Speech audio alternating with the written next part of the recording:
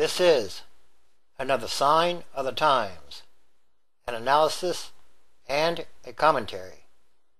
Senator urges bigger cuts to the nuclear arsenal. The chairman of the Senate Armed Services Committee called on the Obama administration to seek cuts in nuclear warheads far beyond the requirements of current treaties. The chairman, Senator Carl Levin, Democrat of Michigan, said the administration should consider going far lower than the warhead caps set by the New START agreement with Russia to bring the nation's arsenal in line with a diminished nuclear threat and tighter military budgets. I can't see any reason for having as large an inventory as we are allowed to have under New START in terms of real threat, potential threat, the senator said. Under the treaty, signed in 2010, Russia and the United States must reduce their deployed strategic warheads to 1,550 each over a 6-year period, down from 2,200 under previous agreements. Thousands more warheads can be kept in storage as spares, and the limits do not apply to the hundreds of short-range nuclear weapons that each side has. A grave concern today is that nuclear weapons, or their fissile components, may fall into the hands of terrorist organizations, the senator said. Again, a grave concern today is that nuclear weapons, or their fissile components, may fall into the hands of terrorist organizations, the senator said. The more weapons that exist out there, the less secure we are, rather than the more secure we are, he added. In other words, it's time to connect the dots. The death of an Estonian explosive ordnance disposal technician in Libya this spring illustrates the continuing problem of loose weapons stockpiles, almost a year after Colonel Gaddafi was driven from power. The technician died in March while examining unexploded munitions scattered near a police compound and checkpoint as part of his work for the non-governmental group Danish Church Aid. The checkpoint had been fought over by rival Libyan militias 3 nights before. The groups were arguing over access to 22 shipping containers of Gaddafi-era munitions, according to the aid group's investigation. One of the containers was struck during the fighting and caught fire. The explosion that followed ruptured at least 11 containers, heaving into the air a poorly stored collection of grenades, rockets, and mortar rounds, some of which landed almost 500 yards away. The munitions, once seen by Libya's armed groups as instruments for breaking free from internal repression and making the country safe, were then scattered near houses, a mosque, and a school along Libya's main coastal road. The inadequately trained militias and ad hoc police officers had stored rockets and shells with fuses inserted, a configuration that compounded their dangers. Among this refuse were 122 mm rockets containing Type 84 landmines, one of the most volatile weapons in Libya's pre-war stocks. No one yet knows how much modern ordnance Libya has acquired from the 1950s or in the decades afterward, as Colonel Gaddafi's security structure swelled in size and shopped for arms throughout the world. And no one knows how much remains, how much is scattered next to bunkers that NATO bombed, and how much found its way into makeshift depots. There just haven't been enough people and assets to go everywhere and look at everything, said the program manager for the United Nations Mine Action Service in Libya. Several non-governmental organizations working with the United Nations have been destroying mines and ordnance since last year. In all, they have cleared 82 schools and nearly 3,000 houses and removed or destroyed more than 233,000 mines and pieces of ordnance through late May. And with these many dangers still present, international aid groups have documented 109 accidents related to mines and unexploded ordnance since the war began last year. The accidents wounded 204 people, at least a quarter of them fatally, according to United Nations data. But the data probably significantly understate the number of accidents. Connecting the dots. A grave concern today is that nuclear weapons or their fissile components may fall into the hands of terrorist organizations. The more weapons that exist out there, the less secure we are, rather than the more secure we are. President Obama has set a goal of eventually eliminating all nuclear weapons, but the specific steps and timetable remain aspirational. The administration has nearly completed a review of warhead options for the President's consideration, ranging from a figure near the New START limits down to just 300 to 400 warheads. A middle option with an arsenal of some 1,000 warheads has been gaining support among some government experts. Administration officials say Mr. Obama has not yet made his choice. Mr. Levin said he supported, in broad terms, the analysis set forth in a recent study by General James E. Cartwright, the retired Vice Chairman of the Joint Chiefs of Staff and former commander of the nation's nuclear arsenal. That study suggested that effective deterrence could be maintained with an arsenal of 900 strategic warheads. All three legs of the nation's strategic nuclear triad, bombers, land-based missiles, and submarines, are approaching retirement age. Facing an era of restricted spending, Pentagon planners do not want to invest in replacement weapons that may be retired quickly under any new round of negotiations to limit warheads, because it will cost a lot of money.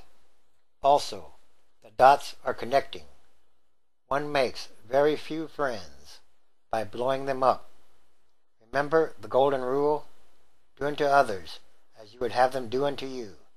It's not normally regarded as a cardinal rule of foreign policy. In that realm, an eye for an eye seems closer to the norm. Last week, the New York Times published two important articles on how the Obama administration is using American power in ways that remain poorly understood by most Americans.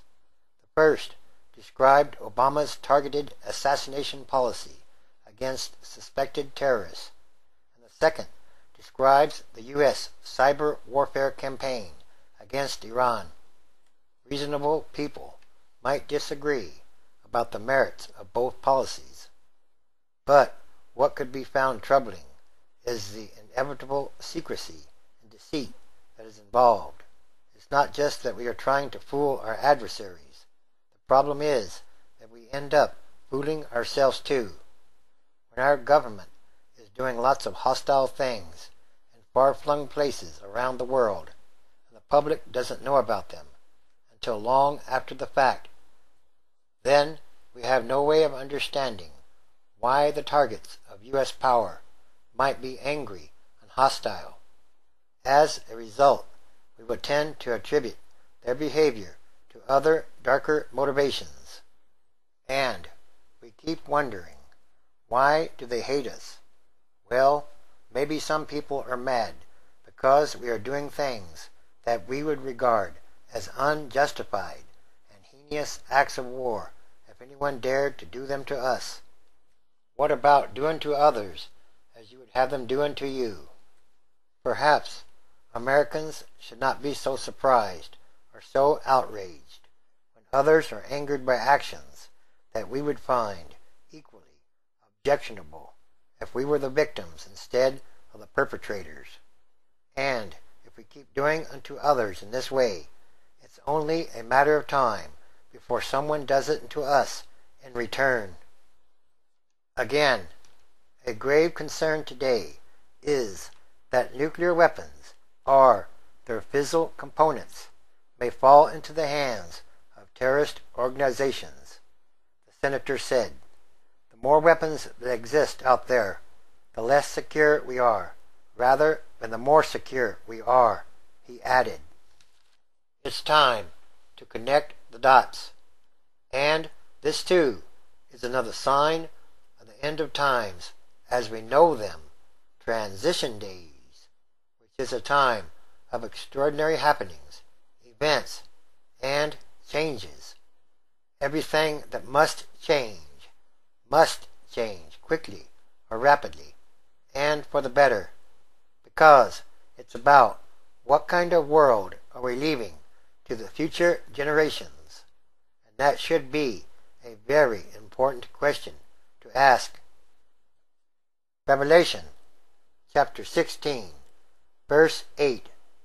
And the fourth angel poured out his vial upon the sun, and power was given unto him to scorch humans with fire.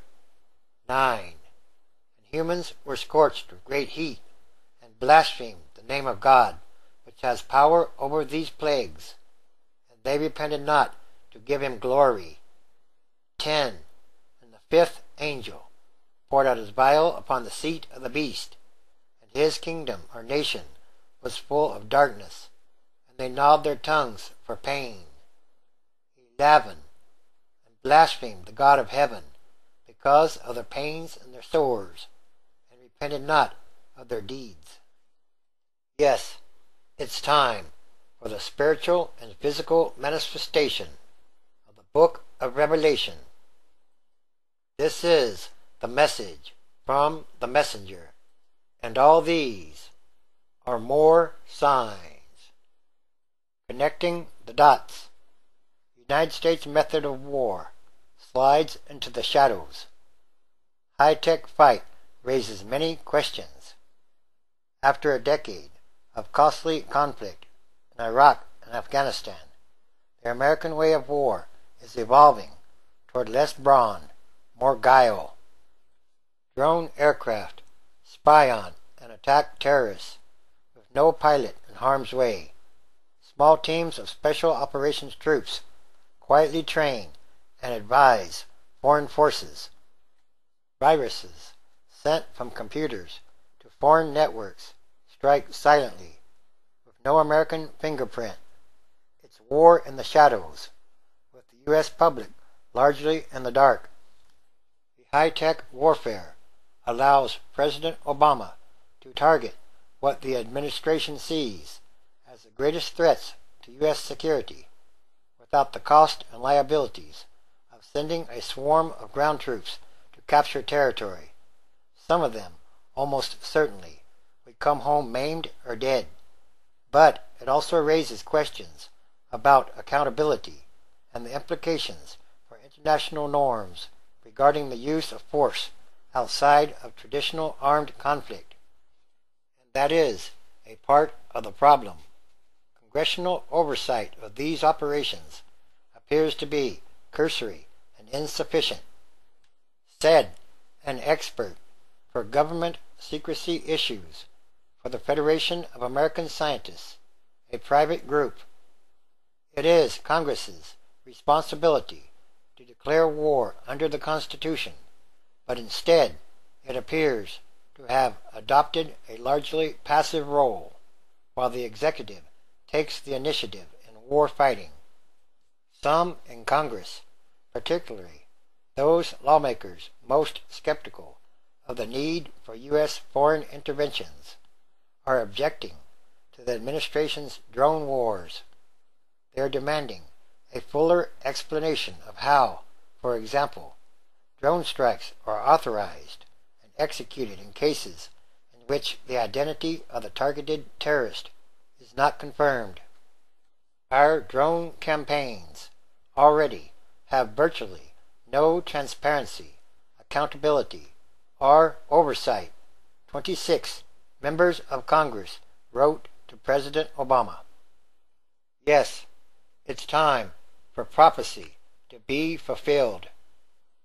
Revelation chapter 9. And the fifth angel sounded, and I saw a star fall from heaven unto the earth, and to him was given the key of the bottomless pit. 2. And he opened the bottomless pit, and there arose a smoke out of the pit, as the smoke of a great furnace, and the sun and the air were darkened by reason of the smoke of the pit. 3. And there came out of the smoke locusts upon the earth, and unto them was given power, as the scorpions of the earth have power. 4. And it was commanded them that they should not hurt the grass of the earth, neither any green thing, neither any tree, but only those humans which have not the seal of God in their foreheads. 5. And to them it was given that they should not kill them, but that they should be tormented 5 months. And their torment was as the torment of a scorpion when he strikes a human. 6. And in those days shall humans seek death, and shall not find it, and shall desire to die, and death shall flee from them. Revelation chapter 22, verse 12. And behold, I come quickly, and my reward is with me, to give every human according as his work shall be. 13. I am Alpha and Omega, the beginning and the end, the first and the last. And all these are more signs. Everything is connected, and everything is numbered. And what will be the end of all these things?